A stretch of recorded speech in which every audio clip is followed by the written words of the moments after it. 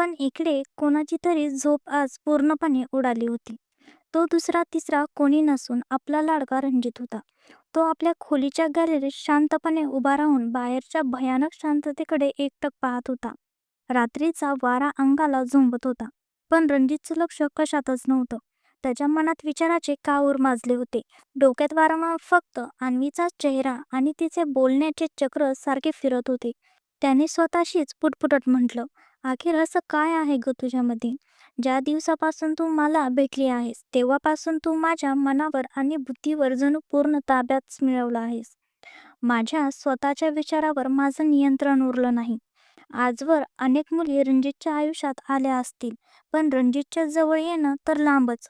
साधी त्याची सावली शिवायचीही कोणाची हिंमत झाली नव्हती. तो नेहमीच मुलीपासून एक अंतर राखून असायचा. आणि तू तू पहिली अशी मुलगी आहेस जिने पहिल्याच भेटीत मला इतकी घट्ट मिठी मारली. आणि ना जाणे का मी सुद्धा तुला स्वतःपासून बाजूला करू शकलो नाही. उलट मला त्या क्षणी खूप सुरक्षित आणि हवंसं वाटलं. अखेर मी तुझी इतकी काळजी का करतोय? तो रणजित, ज्याला फक्त आपल्या कुटुंबाशी आणि कामाशी घेणे देणे होतं, तो आज एक अनोळखी मुलीची इतकी चिंता करत होता आणि तिचं दुःख हलकं करण्याचा प्रयत्न करत होता. तिला थोड्या वेदनेत जरा बघितलं तरी रणजितच्या काळजात कळ उमटत होती. जणू काही ती वेदना त्याची स्वतःची असावी. नेमकं हे काय होतं माझ्यासोबत?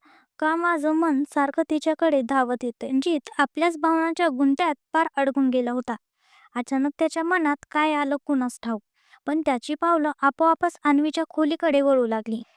तो जणू एखाद्या संमोहित माणसासारखा स्वतःच नकळत तिच्या खोलीच्या दिशेने चालत होता. अवनीच्या खोलीबाहेर दरवाजापाशी उभा राहून त्याने पुन्हा एकदा स्वतःलाच एक प्रश्न विचारला, "मी इथे यावेळी कशाला आलोय? आणि असं मध्यरात्री एका मुलीच्या खोलीत जाणं कितीपत योग्य आहे? लोक काय म्हणतील? माझे घरचे काय विचार करतील?"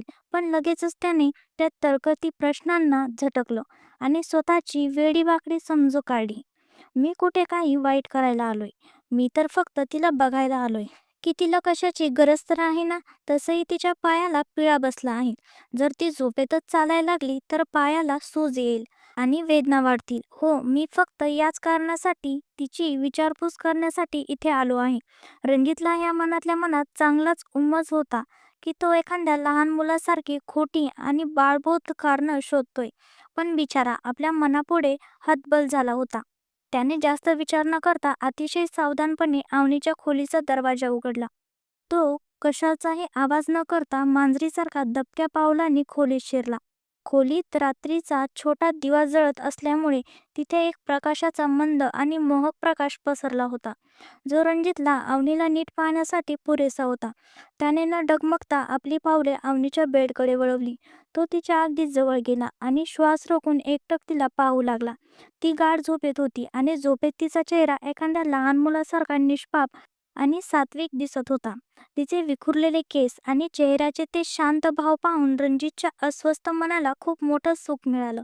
तो बेडच्या बाजूला अगदी हळू बसला आणि तिला न्याहाळू लागला. रणजित थोडा खाली वाकला आणि तिच्या चेहऱ्याकडे पाहू लागला. तिचे श्वास अगदी संथपणे सुरू होते. तो तिला पाहतच होता तेवढा अचानक अवनीचे डोळे उघडले. खरं तर अवनीची झोप खूप कच्ची होती. परदेशात ती वर्षानुवर्षे एकटीच राहायची. त्यामुळे तिला अगदी लहानशा आवाजाने किंवा कोणाच्या उपस्थितीने लगेच जाग येत असे. आणि आताही तेच झालं. तिला कोणाची आपल्याकडे रोखून पाहत असण्याची जाणीव झाली. जसे तिने डोळे उघडले तिला एक मानवी चेहरा आपल्या अगदी जवळ दिसला. अंधारामुळे तिने हे सुद्धा पाहिले नाही की तो नक्की कोण आहे. ती प्रचंड घाबरली होती. भीतीमुळे तिला थरकाप उडला.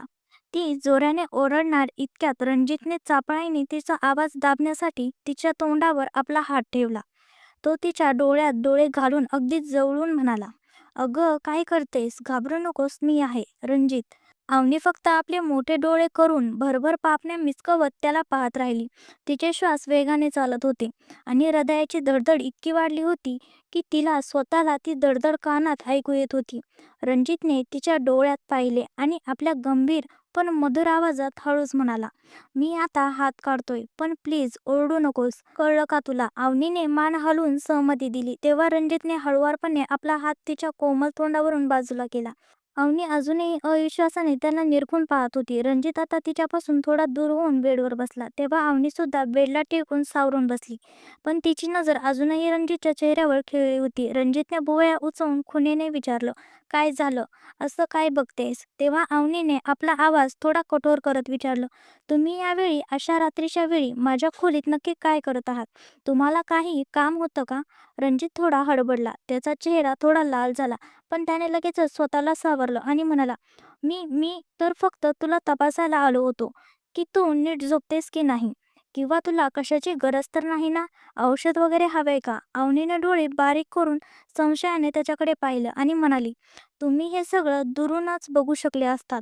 पण तुम्ही इथे माझ्या बेडवर माझ्या इतक्या जवळ बसून काय करत आहात? ते आधी सांगा." आता रणजितच्या हृदयाचे ठोके वेगाने वाढू लागले. त्याला सुचेना की तो आता काय उत्तर देणार. तो गप्प बसून विचार करत असताच अवनी पुन्हा म्हणाली, "काय विचार करत आहात? गुपचूप माझ्या प्रश्नाची उत्तरं द्या." रणजितला आता अवनीचे लक्ष या विषयावरून वळवायचं होतं आणि त्यासाठी त्याला एक खोडकर कल्पना सुचली. त्याच्या चेहऱ्यावर आता एक लबाड आणि खेळकर हास्य आलं. त्याने लक्षाचंही विलंब न लावता अवनीला कमरेतून पकडून आपल्याकडे जोरात खेचलं. या अनपेक्षित हालचालीमुळे अवनी पूर्णपणे थक्क झाली. रणजितच्या त्या उष्ण स्पर्शाने तिचा श्वास जणू अडकला. बिचारी अवनी, तिला जे काही प्रश्न विचारायचे होते ती सर्व काही एक क्षणात विसरून गेली. आता ती फक्त रणजितकडे पाहत राहिली, जो तिच्या इतक्या जवळ होता की दोघांचे श्वास एकमेकांना स्पर्श करत होते. तिचं हृदय इतक्या जोरात धडधडत होतं की जणू आता ते छातीतून बाहेरच पडेल. आणि तीच अवस्था रणजितची सुद्धा होती. त्याचं मन त्याच्याशी बंडखोरी करत होतं. खोलीत फक्त त्यांच्या वाढलेल्या धडधडीचा आवाज येत होता. दोघेही एकमेकांच्या डोळ्यात पार हरवून गेले होते. येथे पार्श्वभूमीला एक अतिशय भावूक आणि सुमधुर संगीत वाजू लागले. "असं ऐकलं की तुझ्या हृदयावर माझं कुठेतरी नाव कोरलं आहे. माझ्या डोळ्यात बघ, इथे फक्त तुझं स्वप्न दडलेलं आहे." ते दोघेही एकमेकांच्या हृदयाचा तो गोंगाट ऐकत एकामेकांमध्ये हरवून गेले होते. "कसं सांगू तुला की मी तुझ्यावर किती प्रेम करतो? गरज पडली तर ही माझी झडझड तू घेऊन जा, कारण यात फक्त माझ्या इच्छाच तुला ऐकू येतील." रणजितने अवनीला आपल्या अजून जवळ ओढलं. त्याच्या मनात काय वादळ होतं हे फक्त त्यालाच ठाऊक होतं. त्याने तिचं कंबर अजून घट्ट धरलं आणि तिच्या चेहऱ्याच्या अगदी जवळ येऊन तिच्या गालावर प्रेमाने आपले ओठ टेकवले. त्याच्या या स्पर्शाने अवनीच्या अंगावर शहारून काटा आला. पण रणजितने जेव्हा तिला किस केले तेव्हा जणू ती जगाचा विसर पडली आणि श्वास घ्यायला विसरली. तिचे डोळे आपोआप मिटी गेले. रणजितने जेव्हा अवनीचे ते मिटलेले डोळे पाहिले तेव्हा तो समाधानाने हसला. त्याने तिचे डोळे प्रेमाने पुसले आणि आपले ओठ तिच्या कानाजवळ नेले आणि हळूवार आवाजात पुटपुटला, "इथून पुढे मला कधीही उलट प्रश्न विचारायची किंवा जबाब विचारण्याची हिंमत करू नकोस. कारण रणजितच्या प्रश्नाची उत्तरे हे संपूर्ण जग देतं. रणजित कोणाच्या प्रश्नांना उत्तर देत बसत नाही, लक्षात ठेव." असं बोलून तो मनातून खूप आनंदी झाला. जशी अवनीने रणजितची ही गर्वाची पण प्रेमाची गोष्ट ऐकली, तिने चटकन डोळे उघडले आणि स्वतःला त्याच्या तावडीतून सोडवण्यासाठी धडपड करू लागली. पण रणजितने तिला एक पोलादी पकडीत घट्ट धरून ठेवलं होतं. तिची धडपड पाहून तो हसून म्हणाला, "असं प्रयत्न सुद्धा करू नकोस अवनी. आता ना तू माझ्यापासून लांब जाऊ शकतेस ना मी तुला कधी लांब जाऊ देईल. तू आता माझी आहेस." असं बोलून त्याने मोठ्या हक्काने तिच्या कपाळावर किस करून तिला वचन दिलं. हे बघून अवनीने डोळे आश्चर्याने आणि प्रेमाने विस्फारले आणि ती फक्त त्याच्याकडे पाहतच राहिली. रणजितने हळू तिला सोडले आणि तिच्या बेडवरून उठताना मोठ्या अधिकाराने आणि हक्काने तिला बजावून सांगितले, "अवनी, आता बेडवरून खाली उतरायचा मुळीच प्रयत्न करू नकोस. नाहीतर तुझ्या पायांची सूज आणि वेदना अजून वाढतील. चुपचाप इथेच पडून राहा." अवनी तर फक्त आपल्यासमोर उभ्या असलेल्या त्या उद्दम माणसाकडे एकटक पाहत राहिली होती. रणजितच्या या वागणुकीमुळे तिचे गाल आता लाजेने हलके गुलाबी झाले होते. तिने रणजितच्या बोलण्यावर कोणतेही उत्तर दिले नाही. तेव्हा रणजित पुन्हा एकदा तिच्या चेहऱ्याच्या जवळ झुकला आणि त्याने पुन्हा एकदा तिच्या गालावर प्रेमाने किस केलं आणि तो लगबगीने खोलीबाहेर निघून आला. अवनी मात्र डोळे विस्फारून फक्त त्याला बाहेर जाताना पाहत राहिली.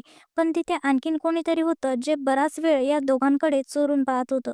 तो दुसरा तिसरा कोणी नसून आर्नव होता. आर्नव तिथे आपली बहीण अवनीला पाहण्यासाठी आला होता. पण जेव्हा त्याने रणजितला अवनीच्या इतक्या जवळ पाहिलं तेव्हा तो तिथेच थबकला.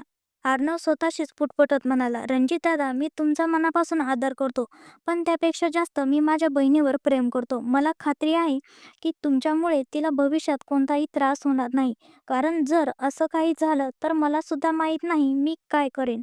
असं बोलून तो आपल्या मनात विचारांचे कावूर घेऊन स्वतःच्या खोलीकडे निघून गेला. डॉक्टर समर्थची खोली. डॉक्टर समर्थ तन्वीला आपल्या बाहूमध्ये घेऊन बेडवर निवांत पडला होता. त्याने हळूच साद घातली. तन्वीने फक्त म्हणत प्रतिसाद दिला. समर्थाने तिच्याकडे पाहिले आणि विचारले, तन्वी, तुला माझ्या इतक्या जवळ येताना इतकी भीती का वाटते ग? मी अनेकदा हे पाहिले आहे की जेव्हा जेव्हा मी तुझ्या जवळ येतो तेव्हा तू अस्वस्थ होतेस. असं का तन्वी? तुला माझ्यावर विश्वास नाहीये का? तन्वीने समर्थाच्या डोळ्यात पाहिले आणि ती हळू वळून पूर्णपणे समर्थाच्या छातीवर डोके टेकून झोपली. तिचे हृदय वेगाने धडधडत होते. तिने त्याचे ठोके ऐकत म्हटले, समर्थ, प्लीज मला थोडा वेळ दे. माझा तुझ्यावर माझ्या स्वतःपेक्षा जास्त विश्वास आहे, पण त्या दिवशी झालेला तो भीषण अपघात मी अजूनही विसरू शकत नाहीये. समर्थ, तू माझं सुख आहेस. जेव्हा तू माझ्या जवळ असतोस तेव्हा मला खूप सुरक्षित वाटते, पण जेव्हा तू आसपास नसतो तेव्हा मनात एक अनामिक भीती वाटत राहते. समर्थ तिचं प्रत्येक बोलणं खूप लक्षपूर्वक आणि शांतपणे ऐकत होता. तन्वीने आपले डोके वर उचलले आणि समर्थच्या चेहऱ्याकडे पाहत म्हणाली, मला फक्त इतके माहीत आहे की मी तुझ्याशिवाय राहू शकत नाही. समर्थने तिला अधिकच घट्ट मिठीत धरले आणि तिच्या कपाळावर एक प्रेमळ किस करत म्हणाला, तन्वी, मी नेहमी इथे तुझ्यापाशी आहे. जेव्हा या जगात तुझ्यासोबत कोणीच नसेल त्यावेळी सुद्धा मी तुझ्या पाठीशी खंबीरपणे उभा राहील. हे बोलून त्याने पुन्हा एकदा तिच्या कपाळावर प्रेमाने किस केले.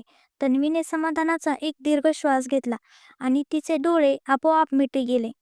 ती सुखाच्या झोपेत हरवून गेली. समर्थाने तिच्या झोपलेल्या निष्पाप चेहऱ्याकडे पाहिले आणि तो गालातल्या गालात हसला. तो स्वतःशीच म्हणाला, तन्वी, मी आयुष्यभर तुझ्या सोबत आहे.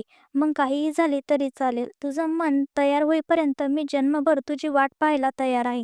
हा समर्थ नेहमी तुझाच होता आणि कायम तुझाच राहील, अगदी शेवटपर्यंत. थोड्याच वेळात समर्थालाही शांत झोप लागली.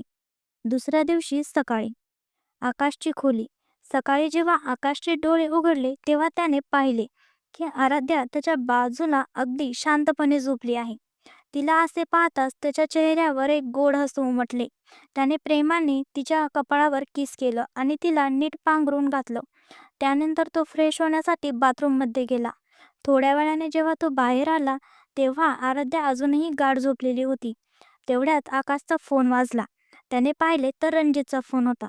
आकाशने फोन उचलला आणि विचारले, अरे, तू घरात असताना मला फोन का करतोस? तेव्हा रणजित पलीकडून म्हणाला, आकाश, अमेरिकेतून ती महत्वाची मीटिंग आता नक्की झाली आहे. तुला आज तिथल्या कामासाठी निघावे लागेल. हे ऐकताच आकाश शांत झाला. त्याने बेडवर झोपलेल्या आराध्याकडे एक कटाक्ष टाकला आणि थोड्या वेळाने काही न बोलता शेवटी म्हणाला, ठीक आहे, माझं खासगी विमान तयार ठेवायला सांगा. अमेरिकेचे बोलवणे आले आहे तर मला जावेच लागेल. रणजितने ओके म्हणत फोन ठेवला. आकाश आता सावकाश आराध्याकडे गेला आणि तिच्या उशाशी बसून तिच्या केसावरून हात फिरवू लागला. आराध्या थोडी हलली आणि तिने डोळे उघडले. तेव्हा आकाश म्हणाला, बायको, गुड मॉर्निंग. आता उठ बरं. आराध्याने समोर आपल्या लाडक्या नवऱ्याला पाहून एक गोड स्मित हास्य दिले आणि म्हणाली, गुड मॉर्निंग. आकाशने तिच्या कपाळावर पुन्हा एकदा किस केलं आणि म्हणाला, बायको, मला थोड्याच वेळात अमेरिकेला जावे लागणार आहे. हे ऐकताच आराध्याच्या चेहऱ्यावरचा आनंद एक क्षणात निघून गेला. तिने काळजीत पडलेल्या नजरेने आकाशकडे पाहिले. आकाश तिला समजत म्हणाला, हे खूप महत्वाचे काम आहे, नाहीतर मी तुला सोडून स्वतःहून कधीच गेलो नसतो. आराध्याला माहीत होतं की गेल्या 3 महिन्यात आकाशने तिला एक क्षणासाठीही एकटं सोडलं नव्हतं. त्याने आपलं सर्व काम घरातूनच केलं होतं आणि बाहेरचे सर्व दौरे रद्द केले होते. पण यावेळी जर काम महत्वाचे नसते तर तो यावेळीही गेला नसता. आराध्या आता बेडवरून उठून बसली. त्याला पाहून म्हणाली, मी फ्रेश होऊन येते, तोपर्यंत तुम्ही कुठेही जाऊ नका. असे बोलून ती धावत बाथरूममध्ये गेली. पण ती दरवाजा बंद करण्याइतक्या आकाशने तिथे वेगाने येऊन दरवाजा बंद होण्यापासून रोखला. आराध्या मात्र त्याच्या या अनपेक्षित वागण्याकडे आश्चर्याने पाहतच राहिली. आकाशने आराध्याला हळूच मागे ढकलले आणि तो स्वतः बाथरूममध्ये आत आला. त्याने आतून दरवाजाला कडी लावली. आराध्याला काही समजण्याआधीच किंवा ती काही बोलण्याआधीच आकाशने तिला कमरेतून पकडून आपल्या खूप जवळ ओढले. त्याने तिची कंबर घट्ट धरली आणि आपले ओठ तिच्या कानाजवळ नेऊन अतिशय प्रेमळ आणि मदहोश स्वरात तो पुटपुटला, "बायको प्लीज, आज मला अडवू नकोस. तुझ्याशिवाय पुढचा 1 महिना मी कसा काढेल हे मलाच माहीत नाही." आकाशचे ते उष्ण आणि जड श्वास आराध्याला आपल्या मानेवर आणि कानावर जाणवत होते. त्या स्पर्शाने तिने घट्ट डोळे मिटवून घेतले. आकाशने हळूच तिच्या कानाच्या पाळीला आपल्या ओठाने स्पर्श केला तेव्हा आराध्या पूर्णपणे शहरली. तिच्याही मनात तोच विचार चालला होता. आकाशशिवाय ती 1 महिना कशी राहणार? आकाश आता तिची सवय बनला होता. इतकंच काय, तर त्याला मिठी मारून झोपल्याशिवाय तिला झोपही येत नसे. हे सर्व आठवून आराध्याचे डोळे भरून आले. तिने आकाशकडे पाहिले आणि ती त्याच्या छातीला बिलगली. आकाशनेही तिला आपल्या मिठीत पूर्णपणे सामावून घेतलं. आराध्याने आकाशला घट्ट पकडून रडवेल्या स्वरात विचारलं, "मी मी कशी राहणार इतके दिवस तुमच्याशिवाय? मला तुमची खूप आठवण येईल." आकाशने तिचं बोलणं मध्येच तोडलं आणि तिच्या ओठावर आपले ओठ ठेवून तिला शांत केलं. त्याने तिला किस करत शावरखाली नेऊन उभा केलं. त्याने शावर सुरू केलं, पण त्या कोसळणाऱ्या पाण्याचाही त्यांना विसर पडला नाही. आकाश तिला बेतहाशा किस करत होता. त्याच्या मनात एक विचित्र अस्वस्थता होती, जणू काही तो आपली सर्वात मौल्यवान वस्तू मागे सोडून जात आहे. थोड्या वेळाने जेव्हा ते वेगळे झाले तेव्हा दोघेही पूर्णपणे भिजले होते. शावरचं पाणी अजूनही त्यांच्यावर पडत होतं. आकाश थोडा खाली झुकला आणि तिच्या मानेवर प्रेमाने किस करू लागला. तो हळूच म्हणाला, "आय लव्ह यू बायको." त्याने आराध्याच्या खांद्यावर प्रेमाने छोटासा दंश केला. तेव्हा आराध्या पुन्हा एकदा शहरली. आकाश जणू आराध्याच्या गंधात हरवून गेला होता. पाण्याचे थेंब त्याच्या शरीरावरून ओघळत होते आणि ते दोघेही त्या क्षणात हरवून गेले होते. पण आकाशने तिला जास्त त्रास दिला नाही. त्याने तिला प्रेमाने जवळ घेतलं आणि कपाळाला किस केलं आणि म्हणाला, "मी लवकरच परत येईन. जर हे काम महत्वाचं नसतं तर मी तुला सोडून नक्की गेलो नसतो." आराध्याने पाणवलेल्या डोळ्यांनी त्याला पाहिलं आणि ती आपल्या पायांच्या अंगठ्यावर उभी राहून आकाशला पुन्हा किस करू लागली. आकाशने तिच्या कमरेतून उचलून धरले आणि तिच्या या प्रेमाला प्रतिसाद दिला. त्या दोघांनीही एकमेकांपासून दूर जाण्याची अजिबात इच्छा नव्हती, पण कर्तव्य आड येत होतं. थोड्या वेळाने जेव्हा ते वेगळे झाले तेव्हा आकाशने आपलं कपाळ आराध्याच्या कपाळाला टेकून म्हटलं, "माझी वाट बघ, मी खूप लवकर परत येईल. स्वतःची आणि गोलूची नीट काळजी घे. त्याला वेळेवर जेवण भरवून तू स्वतःसुद्धा जेवत जा. कळलं का मी काय सांगितले ते?" आराध्याने नजर उचलून आकाशच्या डोळ्यात पाहिलं, जिथे तिच्यासाठी अथांग प्रेम होतं. आकाशने पुन्हा विचारले, "मी काहीतरी विचारले, ते सांगितलं ते समजलं का?" आराध्याने गप्प राहून फक्त होकारार्थी मान हलवली. आकाशने हसून तिचं कपाळाला किस केलं आणि तिला कडेवर उचलून खोलीतून आणलं. दोघांनीही आपले कपडे बदलले. आकाश आता निघण्यासाठी तयार होऊ लागला. आराध्या बेडवर बसून एकटक त्याला तयार होताना पाहत होती. आकाशने जेव्हा तिला असं पाहिलं तेव्हा तो तिच्या जवळ गेला आणि तिच्यासमोर गुडघ्यावर बसला. त्याने तिचे हात आपल्या हातात घेऊन ते किस केले आणि म्हणाला, "परेशान होऊ नकोस, मी तुला सारखे कॉल करत राहील, ठीक आहे?" आराध्याने फक्त हो म्हटलं. आकाशला तिची ही अवस्था पाहून त्रास होत होता. तो म्हणाला, "प्लीज बायको, अशी राहू नकोस. मला तुझी काळजी वाटते. मी कमजोर पडतो तर मला जाता येणार नाही." आराध्याला त्याला थांबवायचं होतं, पण तिला माहीत होतं की त्याचं जाणं गरजेचं आहे. म्हणून तिने आपल्या चेहऱ्यावर एक खोटं हसू आणलं आणि म्हटलं, "नाही, तुम्ही जा, मी तुमची वाट पाहीन." आकाश तिला बघून हसला आणि तिचं कपाळ प्रेमाने किस करून तो उभा राहिला. तेवढ्यात खोलीच्या दरवाजावर कोणीतरी थाप मारली. आकाशने दरवाजा उघडला तर समोर तर रणजित उभा होता. रणजित म्हणाला, "आकाश, तुला आता निघायला हवं, उशीर होतोय." आकाशची नजर पुन्हा एकदा आराध्यावर स्थिर झाली. रणजितला त्या दोघांची परिस्थिती समजत होती, म्हणून त्याने त्यांना खाली यायला सांगितलं आणि तो तिथून निघून गेला. आकाश आणि आराध्या अजूनही एकमेकांकडे पाहत होते. अचानक आराध्या पुन्हा एकदा धावत जाऊन आकाशच्या छातीला लागली. आकाशनेही तिला आपल्या बाहूमध्ये सामावून घेतलं. त्याला आराध्याचा सुगंध आपल्या मनात ठसवून न्यायचा होता. हा पुढचा 1 महिना दोघांसाठी खूप कठीण जाणार होता. पण असं म्हणतात ना, की अंतर असल्याशिवाय प्रेमाची खोली कळत नाही. त्यांच्या प्रेमाची खोलीही आता या 1 महिन्याच्या विरहामुळे अधिक वाढणार होती. आजचा हा भाग तुम्हाला कसा वाटला? आणि कथेतील कोणता प्रसंग तुम्हाला सर्वात जास्त आवडला? जर ही कथा आवडली असेल तर कथेला लाईक करा. कमेंट करून आमचा उत्साह वाढवा. असाच एक प्रेमळ प्रवासात माझ्यासोबत कायम राहा आणि चॅनलला सबस्क्राईब करा. असंच प्रेम देत राहा, पाठिंबा देत राहा आणि कथा वाचत राहा. तुमच्या या प्रेमासाठी मनापासून आभार.